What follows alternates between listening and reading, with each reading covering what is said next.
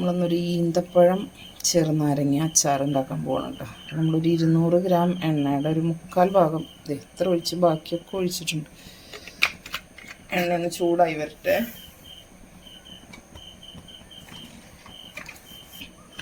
ചെറുനാരങ്ങ നമ്മൾ മുറിച്ച് ഉപ്പിട്ട് വെച്ചിരുന്ന ചെറുനാരങ്ങയാണ്. അപ്പോൾ അതുകൊണ്ട് തന്നെ നല്ലോണം അലിഞ്ഞൊക്കെ വന്നിട്ടുണ്ട്. അതുകൊണ്ട് അച്ചാറിന് കൂടുതൽ ടേസ്റ്റ് ഉണ്ടാവും ഇങ്ങനെ ഇട്ട് വെച്ചാൽ.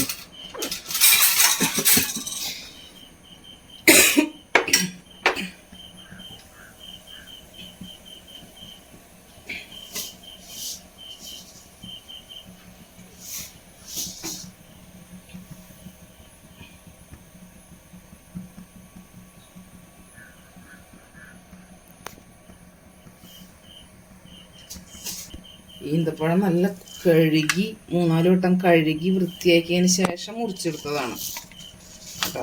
അപ്പോൾ നമുക്ക് എണ്ണ ചൂടായി, നമുക്ക് ഇതിലേക്ക് 1 സ്പൂൺ കടുക് ഇട്ട് കൊടുക്കാം. അതൊന്ന് പൊട്ടി വരട്ടെ.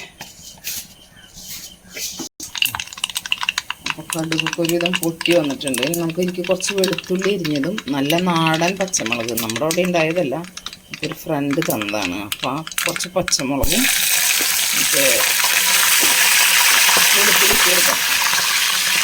പച്ചമുളക് ഇടുമ്പോൾ നെയിൽക്ക് പൊട്ടിപ്പൊടിക്കും, അതാണ് കുഴപ്പം. പച്ചമുളകും വെളുത്തുള്ളിയൊക്കെ ഒന്ന് ജസ്റ്റ് ഒന്ന് വാടിയാൽ മതി. ബ്രൗൺ കളറൊന്നും ആവണ്ട കേട്ടോ. അതിൻ്റെ വെള്ള പശ്മിയൊക്കെ വല്ലതുണ്ടെങ്കിൽ ഒന്നും പോവണം, അത്രേ ഉള്ളൂ.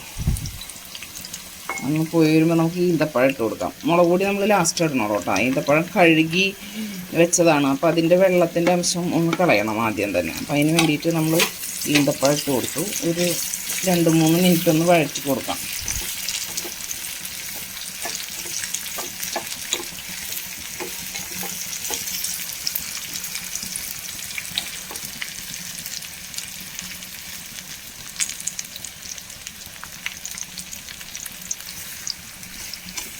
ഈന്തപ്പഴത്തിലത്തെ വെള്ളത്തിൻ്റെ അംശമൊക്കെ ഒന്ന് നന്നായിട്ട് പോട്ടെ. ഈന്തപ്പഴം ഒന്ന് സോഫ്റ്റ് ആവും ചെയ്യും. അപ്പോൾ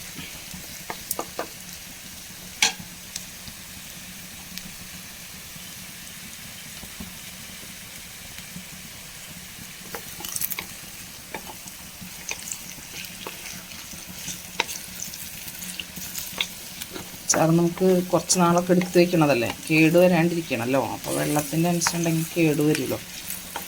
ഒന്ന് വഴണ്ട് വന്ന് കഴിഞ്ഞാൽ നല്ലതാണ്. ഇനി നമുക്കിതിലേക്ക് ഉലുവ വറുത്ത് പൊടിച്ചതും കായത്തിൻ്റെ പൊടിയും. ഇന്ന് പൊടികളുള്ളത് കൊണ്ട് പിന്നെ നമുക്ക് ഈസിയാണല്ലോ.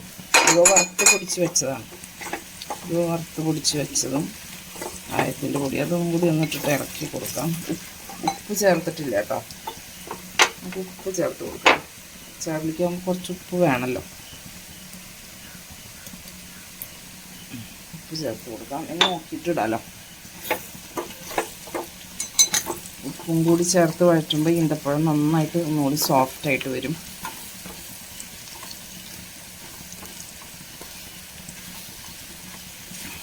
നമുക്കിതിലേക്ക് മുളക് പൊടി മഞ്ഞൾപ്പൊടി എടുത്ത് വെച്ചിട്ടുണ്ട്.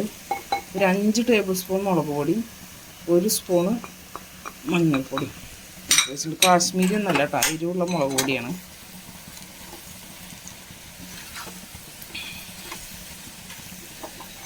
മിക്സ് ചെയ്ത് കൊടുക്കാം. നന്നായി മിക്സ് ചെയ്യാം. സിമ്മിൽ അല്ലാട്ടായിരിക്കുന്നത്, ഒന്ന് സിമ്മിൽ വെച്ച് കൊടുക്കാം. മുളക് പൊടി ഇട്ടതല്ലേ, അതൊന്ന് നമുക്കൊന്ന് ഏറ്റവും ലോ ഫ്ലെയിമിൽ വെച്ച് കൊടുത്തിട്ടുണ്ട്. നമുക്ക് നമ്മുടെ ചെറുനാരങ്ങ മുറിച്ച് വെച്ച് തട്ട് കൊടുക്കാം. നമ്മൾ ഉപ്പിട്ട് വെച്ചതായത് കൊണ്ട് തന്നെ എല്ലാം നന്നായിട്ടൊന്ന് അലിഞ്ഞ് വന്നിട്ടുണ്ട്. ഒന്നും കൂടി ചേർത്ത് ഇളക്കാം.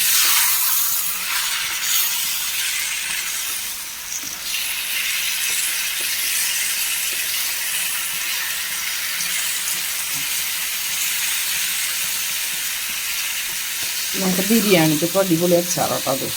ഈത്തപ്പഴം കുറച്ച് കൂടുതൽ നിൽക്കണം, അപ്പോൾ നല്ല ടേസ്റ്റാണ്. ബിരിയാണി കഴിക്കുമ്പോഴൊക്കെ ഒരു 2 പീസ് ഉണ്ടെങ്കിൽ ഉണ്ടല്ലോ സൂപ്പറായിട്ട് അടിപൊളിയായിട്ട് കഴിക്കാം.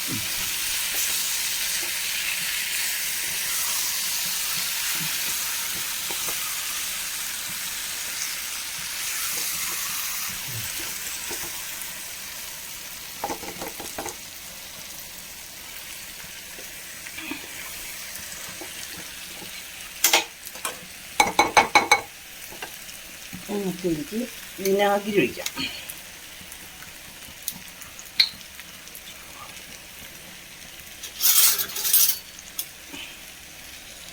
ആവശ്യത്തിന് ഒഴിക്കാം. ഒരുപാട് ഗ്രേവി വേണമെങ്കിൽ കുറച്ച് നന്നായിട്ട് ഒഴിക്കാം.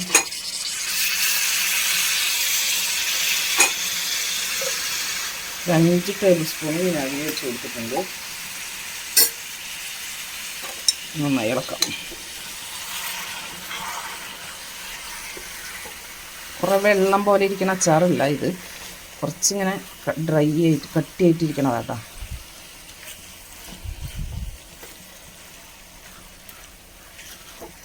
നന്നായി ഇളക്കി കൊടുക്കാം. നമുക്ക് ഗ്യാസ് ഓഫ് ചെയ്യാൻ ഈ സമയത്ത്. ചൂടിലിരുന്നാൽ മതി. ഈ സമയത്ത് ഉപ്പൊക്കെ ഒന്ന് നോക്കി കൊടുക്കാം. ഉപ്പ് കുറവുണ്ടെങ്കിൽ നമുക്ക് ഇട്ട് കൊടുക്കാം.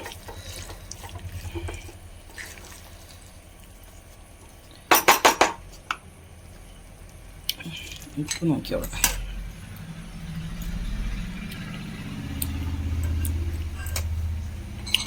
ഉപ്പ് കുറവാപ്പോഴും കുറച്ചുകൂടി ഉപ്പ് ചേർക്കട്ടെ. 1 സ്പൂണോടെ ഉപ്പ് ചേർത്തുണ്ട് കേട്ടോ. നന്നായി ഇളക്കി കൊടുക്കാം.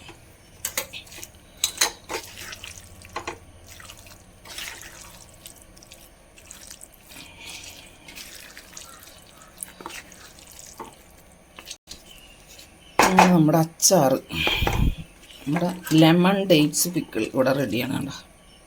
ഇതൊക്കെ എടുക്കാച്ച അച്ചാർ കേട്ടോ. ഈ അച്ചാർ ഇപ്പോൾ കുറേ എടുത്ത് വെക്കണമെന്നൊന്നുമില്ല, ഇന്നൊക്കെ തന്നെ വേണമെങ്കിൽ കഴിക്കാം.